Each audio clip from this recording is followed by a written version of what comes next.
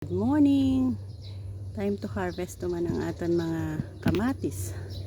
Isa naman sa mga garden fruits siya sa aton na gintanom ang pag-harvest or amazing time nga kung saan mag-harvest man kita katon. Tomato. May mga few dong kita nga napamuol kaya tulad and continue pa kita. Hindi ko man napakita pero dito ako kanina kumuha ng ilan pero may iba pa na hindi pa natin nakuha, no?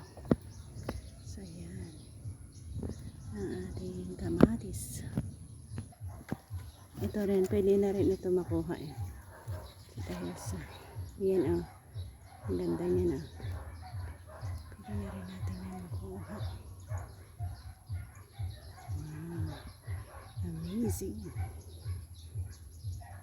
So may mga iba pa yan dyan. Yan din. Pero alanganin pa yan. So itong ating nakuha ngayon will be sapat na yan para sa ating gagamitin ngayon. Yan ang mga magandang kamatis na ating na-harvest naman dito sa ating garden.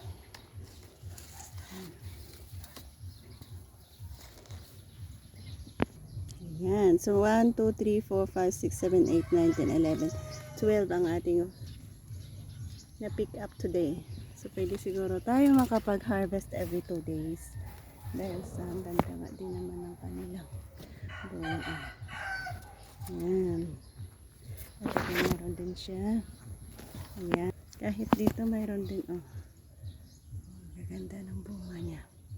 And of course, dyan din, meron din tayo dyan.